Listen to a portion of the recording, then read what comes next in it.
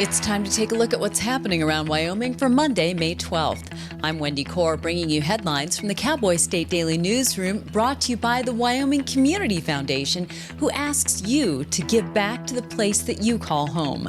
5 to Thrive is your opportunity to leave a legacy for generations to come. Support the community nonprofits you care about with a gift through the Wyoming Community Foundation. Visit wycf.org to learn more. Richard Pitt grew up in Thermopolis, but he lived a life straight out of 1980s drug-running movies like Scarface. Now, on the other side of 70, Pitt has spent a lot of years thinking about his life. Most of those years were in federal prison in Pennsylvania, where he spent 28 of them.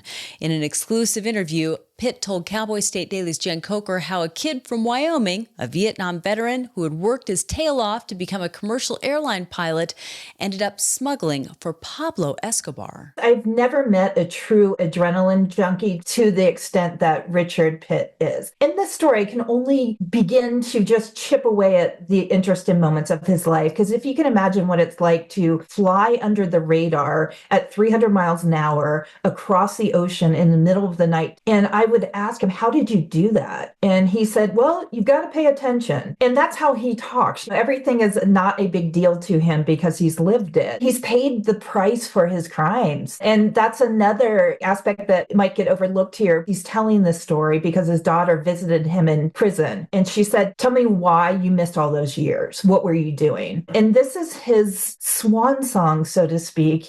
Pitt has been out of prison for 5 years and now lives a quiet life in Denver near his daughter, where he continues trying to repair their badly damaged relationship and has been writing his memoirs.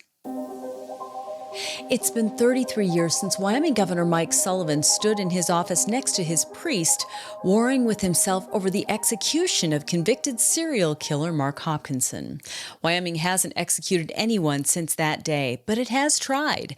Cowboy State Daily's Claire McFarland spoke to several legal experts about the hurdles that complicate death penalty cases in Wyoming. It is the task of a lifetime. In particular for Judge Thomas Campbell, back when he was Carbon County attorney, 3 inmates during a botched escape attempt killed a prison guard. Very violent, very brutal. And his reasoning was they were already in prison and it didn't stop them from killing. So I'm going to try these as death penalty cases. And he did. But I mean, this is huge. It's exponential, even to a normal murder trial. In one, there were something like 135 pretrial motions, where most of the time we consider 10 a lot. He had to decide, do they deserve it or do they not? And having decided to go for it, he went for it. I talked to Governor Mike Sullivan, who back in 1992 had pressure from all sides. Some people urging him to commute Mark Hopkinson so that he would face life in prison instead of his execution. What he told me was similar to Campbell's thinking. Prison had not kept this man from ordering people's deaths.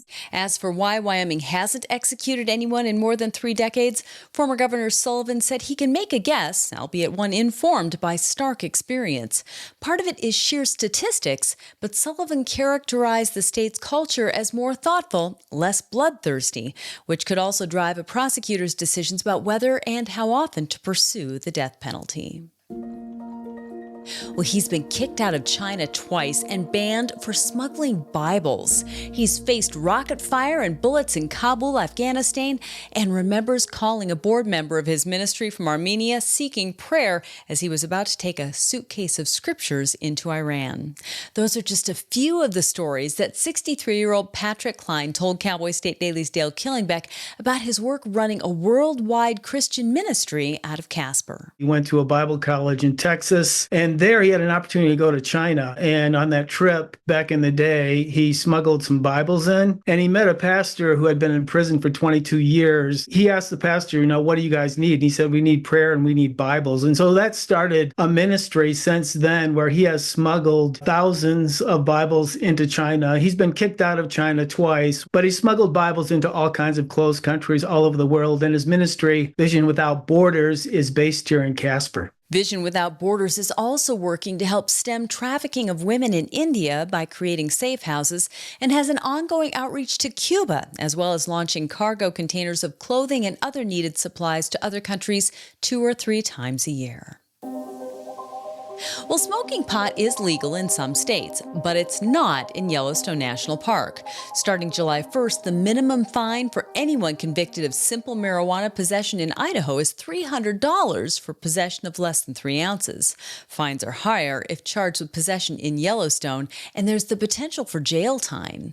So Cowboy State Daily's David Madison spoke to some West Yellowstone cannabis sellers about how they advise their customers about how best to consume marijuana in the region around America's first national park. I spoke to one manager there, and he says, I constantly get this question about which is safer to go. Should I go back into Idaho? Is that okay? Or should I go in through the park? It is a bit of a patchwork of legal standing. So you are legal to have marijuana for recreational use in the state of Montana, unless you're in a national park. Part of the northwest corner of Yellowstone kind of spreads out into Montana. And so you have to be very discreet, is their advice, but off the record. But on the record, when they're speaking directly to customers, they basically say, don't bring it into the park. They don't want to hear from a ranger saying, well, these guys told them you said you could do this. A former deputy chief for the U.S. Park Service's Division of Law Enforcement, Security, and Emergency Services said he doesn't advocate for cannabis use in Yellowstone, but if one wanted to elevate their experience by bringing marijuana into the park, he said be discreet. Also, don't smoke and drive. And now let's take a look at today's weather with Cowboy State Daily meteorologist Don Day. Well, after a beautiful weekend of very warm summer-like conditions across the Cowboy State, we will see the week start off with a similar type of pattern, at least for today and into part of Tuesday. Temperatures will still be very mild, some breezy areas, a few widely scattered showers and thunderstorms, mainly in western Wyoming today. Now, late tomorrow into Wednesday, be ready for a change. The state and region will be much cooler Tuesday night through Friday, probably into the weekend as well, with a couple of storm systems. The first one will bring a good chance of significant rain to portions of western and northern Wyoming with, yeah, you guessed it, some high elevation snow Tuesday and Wednesday night in the mountains of the north, central, and the west. So be ready for unsettled weather to return by midweek. You can get Don's full forecast on the Cowboy State Daily website. I'll be back in just 15 seconds with more news. Wyoming Relay provides telephone access for people with hearing loss and access for people with speech disabilities. We offer services and specialized equipment at no cost to you. No matter what your level of hearing loss or speech disability, Wyoming Relay can help.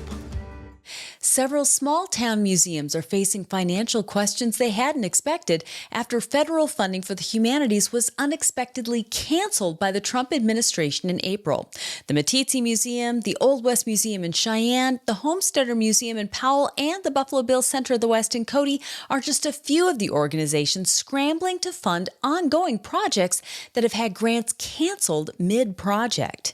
Cowboy State Daily's Renee Jean spoke to representatives from several of these historic preservation sites about how they're working through these unexpected financial burdens. I think the biggest issue here is the funding that was cut in the middle of things. Meeteetse Museum has already signed a $40,000 plus contract with a company to install solar panels. They've made the first 2 payments, $35,000 worth. And now suddenly with the funding cut off in the middle of everything, they still owe $9,000 on this project that's not a normal part of their budget. For these small museums like that, this is kind of a big deal. Where is that money going to come from? And can they even get out of their contract now? Because they signed contracts with the federal government too about how the money would be spent if they suddenly backtrack and cancel their contract with this company. I'm not even sure they could legally do that, first of all. But what about the money that's already been spent?